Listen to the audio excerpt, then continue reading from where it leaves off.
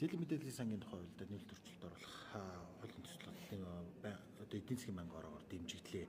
Тэр энэ хуулийн төсөл одоо өргөн баригдаад бас нэлээдгүй хугацаа өнгөрлөө. Батлагдсан тохиолдолд яг иргэдийн амьдралд ямар хөө байдлаар нөлөөлөх үү? Ер нь ямар асуудлыг шийдэх зорилтгүй хууль вэ? За юуны төрөнд бол өнөөдрийн бидний сайн мэддэг нөгөө харж агсаалт гэсэн зүйл байхгүй болно. Өнөөдөр чинь тухайн иргэн бол яг тодорхой хэмжээгээр гар утасныхаа төлбөр нь хоцрогдоод тэгээд төлснийхэн дараа нь ч гэсэн харж агсаалт нь 6 жилээр орчдөг. Ийм харьяас тогтолцоо байгаа. Энэ зүйл байхгүй бол гэж ойлгож болно. Тэгэхээр онон системд орно. За хоёрт нь бол зээлийн хүү буурах үндсэн суурь нөхцөл бүрдэнэ.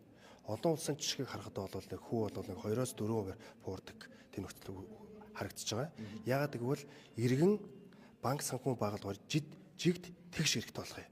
Өнөөдөр ямар байдалтай вэ гэхээр банк бус санхүү байгууллага илүү давуу хэрэгтэй байдаг юм.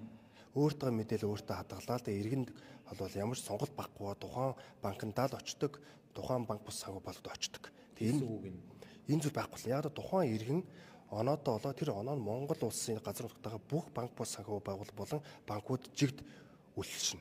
Тэгэхээр заавал нөгөө иргэнээ таньж мэдэх цаг хугацаа шаардахгүйгээр шууд л онооны системээр нь зээл олгоно. Банк бус санхүү байгууллага болон банкуд юугаар өрсөлдөх вэ гэвэл хүүгээр өрсөлдөнө. Илүү таатай нөхцөл бүрдүүлж өрсөлдөнө. За дараагийн нэг эрэг зүйл авчрах нь бол барьцаа хөрөнгөний шаардлага бол байхгүй бол гэж ойлгож болно. Илүү уяатан болно. Яг тухайн хүний зээлийн оноо нь өөрөө тэр зээлдэгчийн оноо нь өөрөө бит бус хөрөнгө болчих юм. Энэ өөрөө барьцаа болчих юм. Нөгөө иргэн чинь би өндөр оноотой юм чин ямарч банк санхүү байгууллага дээр очиод тэгээд таатай нөхцөлтөөр зээл авах болцоод болчихж байгаа. Банк болон санхүү байгууллагын нүдээр харахад бол энэ иргэн тэртээ дөрвөө санхүүгийн сахилга баттай иргэн юм чин зээлийн эргэж төлнөө л гэж харж байгаа юм чин. Эсэл багтай иргэн чин баг хүтээ урт хугацааны барьцаа хөрөнгөний шаардлага нь илүү уяатан байдлаар хангасан тэм зээл олгоё гэж явчихж байгаа л та. Энэ системд өөр гэсэн эрэг нөхцөл байдал үүсгэнэ. Бүр том зургаараа өөрөө нийт банкны салбарын хувьд бол зээлийн эрсдлийг бууруулна. Эрсдэл ах чадварыг дэвшлүүлнэ. Гадаадын хөрөнгө оруулалтыг дэмжинэ. Банк бус санхүү байгууллага болон банкнууд яаж дэмжихээ гэвэл хэрэв манай зээлийн бүх мэдээллийн сан ил тод олон улсын жижигт хүрчүүл тэгвэл харилцагч нар нь маш ойлгомжтой болчих шүү дээ. Тэгэхээр гадаадын банк бус санхүү байгууллагад Монголд хөрөнгө оруулах нь илүү ойлгомжтой таатай нөхцөл бүрдчихлээд орж ирэх болцоо нэгдэж байгаамаа гэж ойлгож болох юм аа. Батлагдлаа гэж бодоход хэрэгжилт шууд тэр дороо хэрэгжих үү? Нөгөө харж агсаалт гэдэг асуудал маш удаан хугацаанд монголчуудын шүдний өвчин толгойн өвчин болчиход байгаа шүү дээ. Нийтдээ бол өнөөдрийн байдлаар 1.6 сая иргэн зээлийн мэдээллийн санд бүртгэлтэй байдаг. Үүний 200 мянган нэг өсний харж агсаалт орсон байгаа. 200 мянган иргэн. Тэгэхээр энэ хууль батлагдсанаар энэ 200 мянган иргэн харж агсаалтаа шууд гараад зүгээр шууд оноонд зэмлэг явчихна. Тэгээд бас нэг чухал заалт нь би нэг тогтоол батлуулах гэж өргөн барьсан. Энэ нь бол хэрвээ тухайн иргэнээс аж ахуйн нэгжээс хамаарахгүйгээр орлого нь төр тасалдах нөхцөл байдалд үйлдвэл жишээлбэл үер усны аюул гэх мэтлэн ковид гэх мэтлэн зүйлээс болоод орлого нь тасалдвал тэгвэл нөгөө оноо системдээ уяатнаар хандныг оролцсон байгаа. Харин эсвэргээрээ хөгжлийн банкнаас мөнгө авцсан аль эсвэл тодорхой хэмжээний улсын тусгай сангаас мөнгө авцсан иргэд энэ өршөөлийн нөхцөл байдал нь хамаарахгүй гэж оруулж байгаа. Яг ийм байдлаар шударга явна. Яг бол тухайн иргэн тендер авсан уу, хөгжлийн банкнаас зээл авсан уу гэх мэтлэн зүйлээрээ өөртөө давуу эрх үүсгэж байгаа. Тэгэхээр энэ нөхдүүд илүү хариуцлагатай байх хэрэгтэй. Яг бол улсын мөнгө, татвар төлөгчдийн мөнгөд харьцаж байгаа болохоор. Тэгэхээр тэр хүмүүст ч гэсэн бас хариуцлага адилхан тооцогдож банкны үйл ажиллагаа, санхүүгийн үйл ажиллагаа авахд хүртэл хүндрэлтэй болно. Санхүүгийн хариуцлага сахилга батгүй байсан учраас тийм. Ер нь тэгээд нийтдээ Монгол улсын системд өөрөө чанаргүй зээлийн хувь хэмжээ буурна.